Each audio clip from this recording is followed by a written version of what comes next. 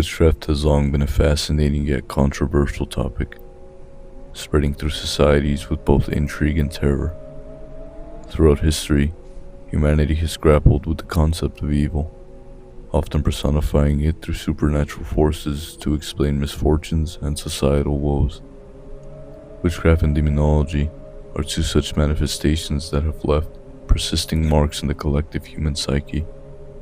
These beliefs, rooted in fear of the unknown, religious urgency, and misunderstandings of mental illness, shape societal behaviors, resulting in dark chapters of persecution and hysteria. By exploring their historical context and psychological foundations, we can better understand how these narratives formed, why they persisted, and the devastating consequences they had on countless lives. The concept of witchcraft was often constructed by society's fears and religious ideologies, further inflamed by limited medical knowledge and an inability to comprehend mental illness. Symptoms such as hallucinations, delusions, or erratic behavior, now recognized as signs of various mental health disorders, were frequently interpreted as evidence of supernatural interference or possession. Those displaying such behaviors became convenient targets. Misunderstandings like these not only led to the stigmatization of the mentally ill, but also fueled the paranoia that drove public trials and executions. One of the most notorious examples is the Salem witch trials of 1692.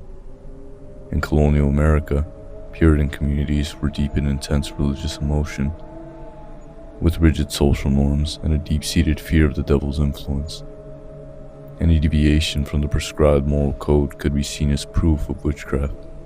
The belief in Satan as an active, malevolent force working through humans was ingrained in the Puritan worldview. Unexplained events, personal misfortunes, or social tensions were often attributed to witches under Satan's command. Within this system, accusations were made with little or no evidence, frequently targeting society's most vulnerable, especially women who defied traditional roles. Their independence or nonconformity was perceived as dangerous, a threat to the fragile social order.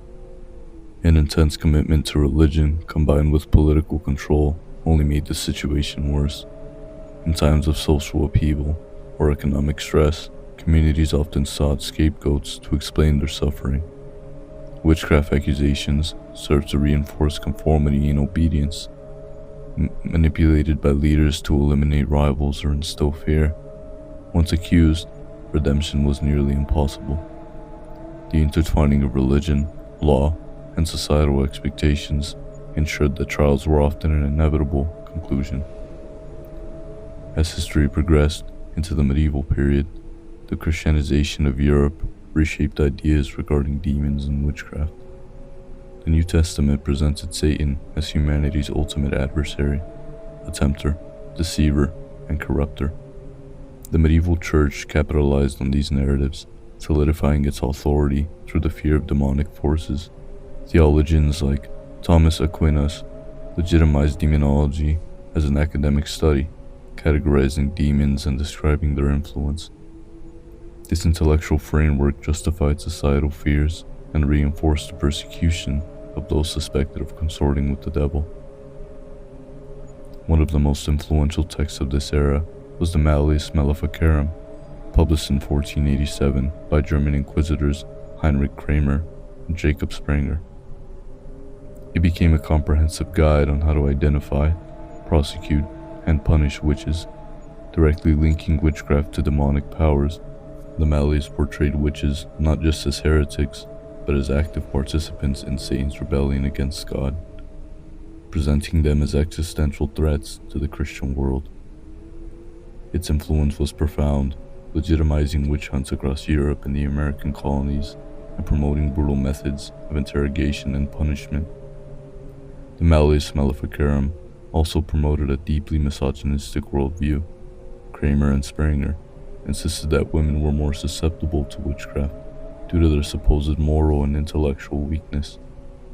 The text depicted women as impressionable, deceitful, and driven by physical, particularly sexual desire, making them easy prey for the devil. Misogyny wasn't incidental, it was central to the Malleus arguments. The text established the association between femininity and witchcraft, justifying widespread violence against women under the guise of religious righteousness. The practices endorsed by the Malleus and its followers were notoriously cruel. Accused witches underwent invasive examinations and tests, such as the swimming test, which was when the accused were thrown into water while bound in some way. If they floated, they were guilty. If they didn't float, they were not. In tests like these, even survival itself was taken as proof of guilt. Torture was routinely used to extract confessions, which often implicated others and fueled a cycle of accusation. These methods were both brutal and irrational, resulting in thousands of executions, most of them women. Yet men, children, and marginalized individuals also fell victim to this hysteria. Why did these fears persist, and why did entire communities participate in such widespread persecution? Modern psychology offers critical insights on this. Groupthink, the desire for conformity within a group, led communities to ignore rational thought. Fear and the need for social unity or belonging often outweighed evidence, and dissent could draw suspicion. Confirmation bias, meaning favoring information that confirms your beliefs, or interpreting information in a way that confirms them, played a role as well. People interpreted uncertain events in ways that confirmed their beliefs about witchcraft. A sick child, a failed harvest, or an unexplained illness became evidence of a witch's curse. Once accused, everything the accused did was viewed through a lens of suspicion. The scapegoat theory further explained these dynamics. In times of crisis, economic, social, or environmental, societies projected their anxieties onto marginalized individuals, such as the elderly, the poor, women, people with mental or physical illness, and people with unconventional beliefs. Accused witches became the embodiment of fears and frustration within the community. Scapegoating extended to anyone perceived as different or threatening to the social order. Although the height of the witch hunts was centuries ago, their legacy persists. In some parts of the world, accusations of witchcraft still result in violence and persecution. In regions of Africa and Asia, individuals are still accused and subjected to mob justice, exile, or execution. These modern instances reveal how deeply entrenched these fears remain and how accusations continue to serve as tools of social control. Another example of these fears, fueled by sensationalist media and unreliable testimony, is the Satanic Panic of the 1980s in the United States. During this, allegations of satanic rituals and abuse swept through society. Despite the lack of credible evidence, many were accused and convicted, leading to ruined lives and moral panic. This occurrence demonstrated that the fear of the unknown and the need to attribute blame can still provoke irrational and harmful responses, even in a more recent time. The history of witchcraft and demonology serves as a disturbing reminder of humanity's capacity for fear-driven persecution. It emphasizes the importance of critical thinking, empathy, and scientific understanding in combating the irrational fears that fuel such happenings.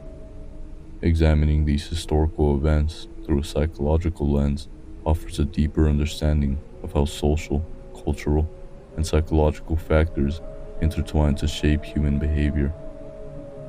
The fusion of religious belief, mental illness, societal fear, and gendered power dynamics had devastating consequences throughout history.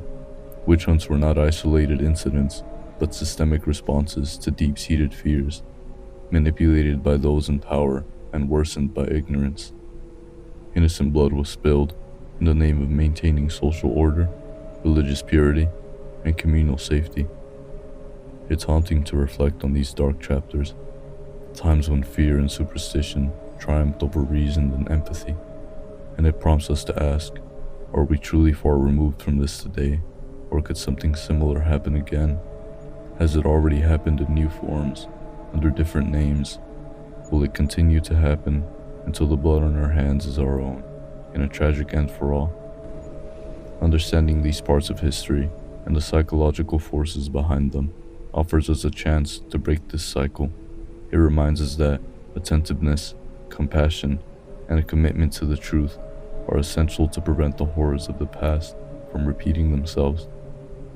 Thank you for listening, and good night.